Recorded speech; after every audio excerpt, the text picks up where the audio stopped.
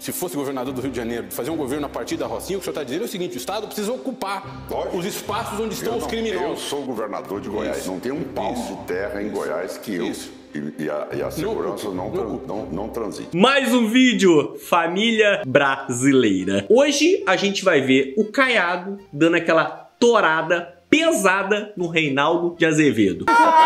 Nessa entrevista aqui, pessoal, vocês vão ver como que o jornalismo no Brasil acabou, tá enterrado, não existe mais. Só pela cara do Caiado, você vê que no interior dele, ele tá pensando: vou empurrar com areia nesse E lembrando, eu não voto no Caiado, não simpatizo com ele, já vi que ele fez algumas merdas, mas eu simpatizo com a carcada que ele deu nesses jornalistas aqui, quer dizer, jornalistas não, né? Militantes travestidos de jornalistas. Hoje a gente não tem mais jornalismo no Brasil. Um exemplo para poder te provar isso é essa matéria aqui. Olha só. Adolescente é baleado e morto após tentar assaltar PM de folga em São Paulo. Você leu? Isso mesmo. O filhote de Encruzilhada escreveu nessa matéria aqui, olha só, adolescente.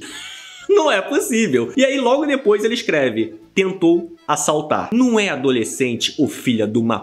É marginal, é criminoso, é bandido, é filhote do tinhoso, estagiário do Deusebu, obreiro do cão, pupilo do rabo de seta. É tudo isso, menos adolescente. É nessas horas que a gente fica se testando, né? Pra gente não gastar nosso réu primário. É por isso que eu gosto de ver esses jornalistas tomando aonde literalmente o sol não bate, aonde o sol não dá pra bronzear. Então a gente vai ver o Caiado dando aquela surra, aquela botada com areia nesse pessoal. E é claro, tá maravilhoso esse vídeo. Já deixa o seu like e já vai compartilhando a sua opinião daí e eu vou dando a minha opinião daqui. Estava conversando com o Valfrido ali sobre o problema da segurança pública no Brasil, que hoje eu acho que tem que interrogar.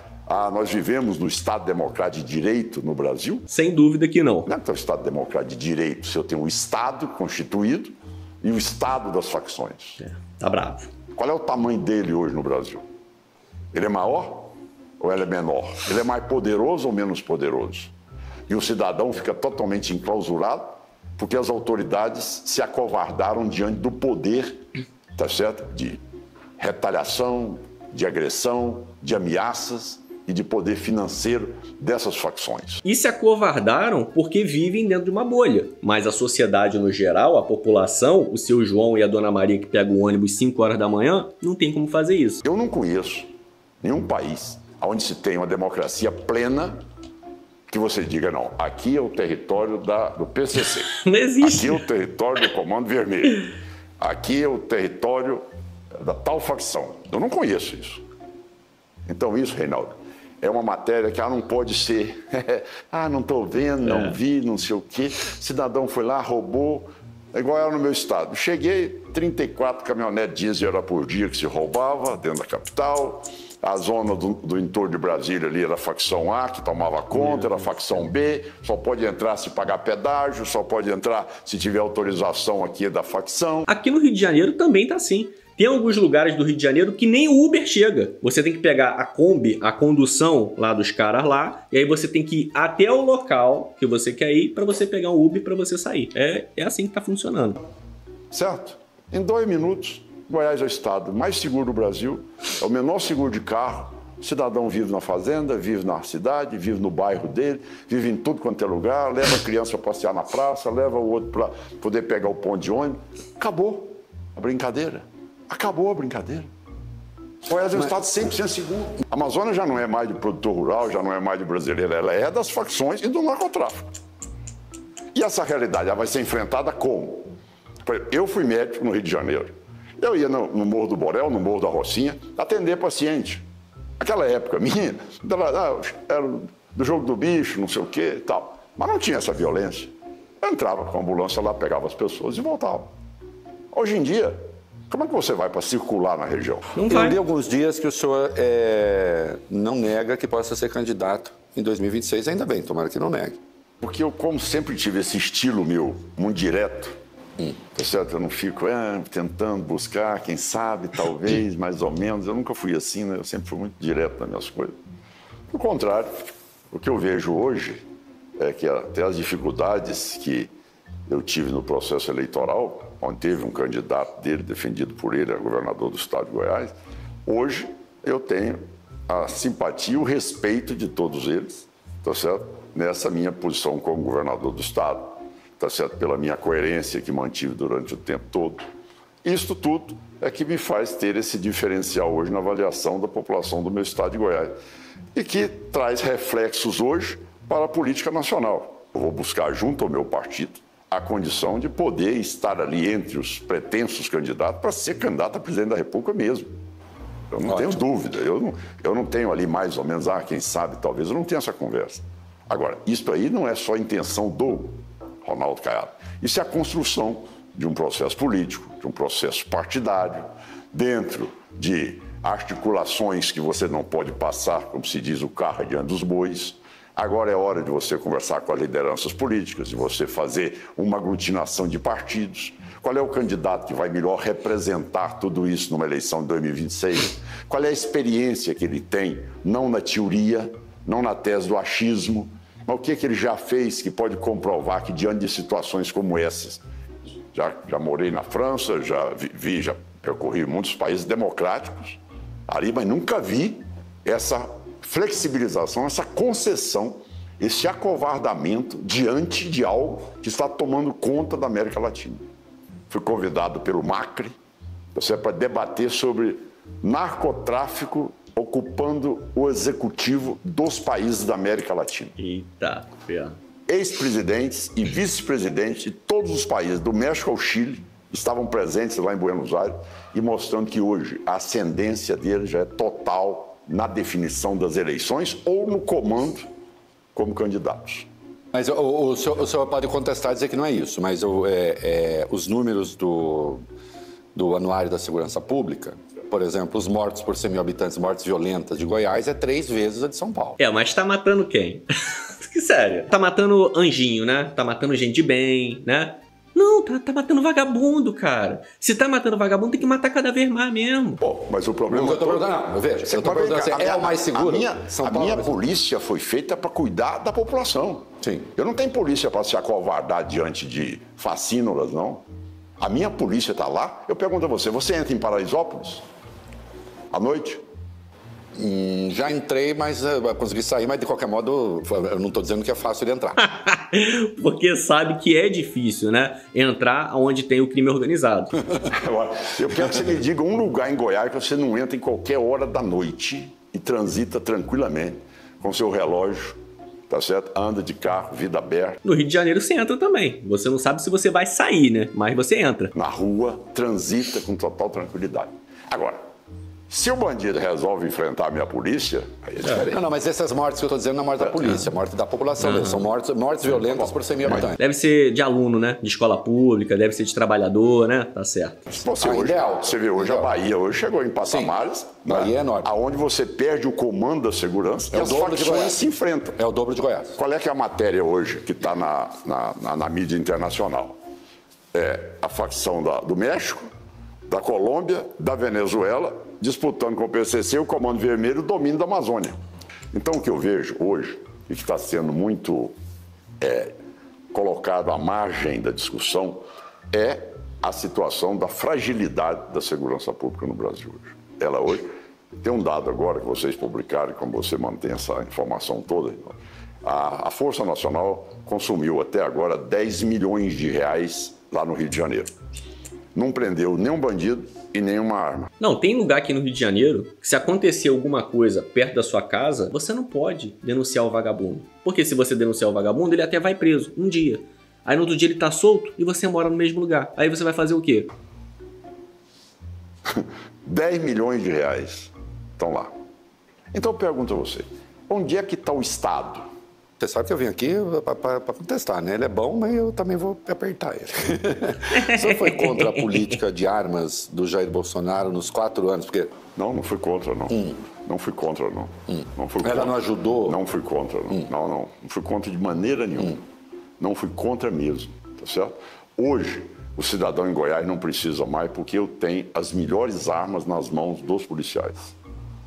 Eu tenho hoje a melhor qualificação dos nossos batalhões. Sim. Isso aqui que tá errado. Não adianta falar, mas tem as melhores armas só na mão dos policiais. Mas é um direito da pessoa poder tentar se proteger, caso seja assaltado, caso seja ameaçada. Isso é um direito da população. Como eu tenho apenas 12 mil homens da Polícia Militar e 5 mil homens da Polícia Civil, da mesma maneira que eu, como médico, me especializei em operar coluna, eu apoiei todas as ações para criar batalhões especializados. Isso é bom. Então, a minha polícia em Goiás, por exemplo, pra você ter uma ideia, as pessoas ficam a ver com ciúme quando eu falo que é minha polícia. Nunca teve um roubo a banco em Goiás. Nunca teve um novo cangaço depois que eu assumi o governo. Nunca teve um sequestro de pessoas.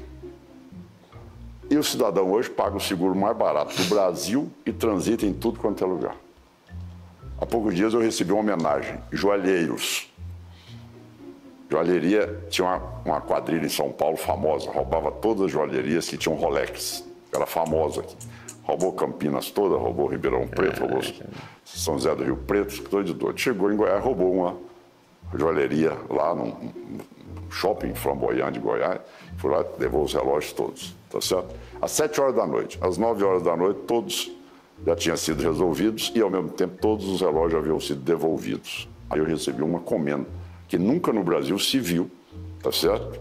Não só resolver o problema, como devolver 100% daquilo que foi roubado.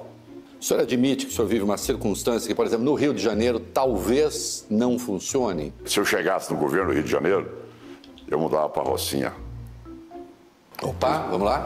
Eu instalava o governo dentro da Rocinha. Isso aqui também, completamente errado. Você glamorizar um lugar desse. Eu sei que hoje, 99% das pessoas que moram em comunidade, que moram em favela, são pessoas de bem. Só que agora, a gente não pode glamorizar você viver no lugar onde não tem infraestrutura nenhuma, não tem coleta de lixo, não tem organização de luz elétrica, onde as pessoas vivem de forma totalmente insalubre, onde tem bicho, rato. A gente não pode glamorizar isso. Ao invés de uma pessoa falar assim, eu moraria no Vidigal, na Rocinha, no Morro do Borel, no Morro do Macaco, no Morro do São João, ao invés de uma pessoa falar isso, ela tem que falar o seguinte: eu faria o possível para que todas as pessoas morassem sem ter que subir um morro e morassem com dignidade. Tá bom? Dentro da Rocinha. Eu não ia ficar lá no Palácio das Laranjeiras, não. Eu ia ficar dentro da Rocinha. Mas não é a Rocinha, é o Morro do Alemão. Então eu ia lá pro Alemão, pra Maré. Então eu ia pra Maré. Porque aonde não se tem autoridade, não se tem liberdade e nem democracia. Isso é verdade, mas para você gerar autoridade no lugar, você não precisa morar lá. Hoje as maiores multinacionais do Brasil são PCC e Comando Vermelho. As duas maiores multinacionais brasileiras. Hoje elas vendem tecnologia para o mundo todo, exportam know-how para o mundo todo. São essas duas hoje. Eles estão em vários países da Europa, inclusive. Lógico, estão em vários países da Europa hoje, levando produto e as facções da América Central já estão migrando para cá para serem associadas dela. Tamanho nível de tecnologia que elas têm hoje. Então isto, nós vamos, ao brincarmos com isso, nós vamos estar destruindo nossos jovens, Reinaldo. Quando eu cheguei ao governo, mataram 2 professores em Goiás, no entorno de Brasília, porque o professor denunciou os traficantes que haviam mandado os jovens comercializarem droga dentro do colégio. Um em Valparaíso, o outro em Águas Lindas. Você tem É assim que está o Brasil, cara. Você tem que ignorar o errado, você não pode fazer nada contra o errado, porque senão você é penalizado. Porque às vezes você não tem como sair do local que você vive, que você trabalha. O que você vai fazer? Você vai denunciar o cara? Não, você vai fingir que não viu. É assim, tá nesse nível, Brasil. Uma ideia. Aqui tudo chegou ao cerceamento do direito das pessoas dentro ali do colégio. Eles mandavam em tudo no colégio. Então, quando a pessoa fala em direito humano, eu pergunto, onde é que está o direito humano das crianças e de jovens que são levados por esse intuito de dizer, eu vou vencer na vida porque eu sou hoje... Aqui, ele acertou pesado. Olha a carinha do jornalista. A carinha do jornalista. Um faccionado. Eu vou poder comprar uma moto, vou poder comprar uma roupa mais bonita, vou poder andar... Mas dá para falar de direitos humanos cuidando dessas duas coisas. Me permita fazer uma pergunta nesse sentido. Como é que o senhor vê... Vai falar de direitos humanos cuidando do vagabundo? Puta merda. A participação de uma política carcerária que nós temos no Brasil, que não é de direita nem de esquerda, é do Brasil, que encarcera pretos, jovens... Ele puxou a carta do racismo. Puta merda. A gente tem uma população predominantemente negra e parda. Então é mais do que óbvio que nos presídios a maioria das pessoas vão ser dessa cor. Agora, independente de cor, a pessoa fez merda, fez cagada, ela tem que mofar lá, meu querido. Usuários de droga, que os converte em membros de facções, porque são treinados dentro dos presídios, que lhes serve comida estragada, que... Ah, tadinho, tem que comer o quê? Bacalhau, né? Tem que comer camarão, né? Que lhes atribui uma condição dentro dos presídios, muitas vezes desumana, a palavra... Foda-se, meu amigo. Sabe o que é desumano? Um merda desse tirar a vida de um pai de família, de uma mãe de família, por causa de um celular, por causa de R$5. Sabe quem que tá chorando em casa? O filho que perdeu o pai e que perdeu a mãe. Isso é desumano. Para essa. Se fosse governador do Rio de Janeiro, fazer um governo a partir da Rocinha, o que o senhor está dizendo é o seguinte: o Estado precisa ocupar os espaços onde estão os criminosos. Eu sou governador de Goiás, não tem um pau de terra em Goiás que eu e a segurança não transite. Você tinha um nível de criminalidade nesse patamar. Como é que era como eram os presídios em Goiás? Quando eu assumi o governo, a Carmen Lúcia foi a Goiás como presidente do Supremo, não teve como sair da sala do presidente do Tribunal de Justiça no estado de Goiás. Não teve como sair da sala. Não tinha segurança para transitar em Goiás, muito menos para chegar no presídio. Eu lembro dessa história. Veja bem, isso estampado por toda a rede. Aí, o Jornal Nacional, a Globo, a Record, a Bandeirante, todos fizeram, tá certo, um documentário sobre os presídios de Goiás. Impressionante, eu até vou lhe mandar depois. Fizeram por drone, filmaram de todo tipo. Então, assim, lá no presídio de Goiás, eles construíram um motel dentro do presídio e cobravam R$150, tá certo? Para usar como quarto de motel. Brincadeira. E o chefe da facção usava a mulher do outro, porque o outro tinha uma dívida com ele. O cidadão lá, mas está filmado, todo mundo falando no telefone, cheirando cocaína, fazendo churrasco, tudo isso filmado. Estava fazendo telemarketing, pelo amor de Deus. Enquanto você não controlar as penitenciárias, você não tem segurança no seu estado. Então, as penitenciárias de Goiás hoje, elas não dão guarida para o cidadão poder se meter a fazer isso. Não, ele está lá para cumprir pena, ele vai cumprir pena. Agora, o que é que tem? Tem um lado nós vamos ver que é o lado de vocês.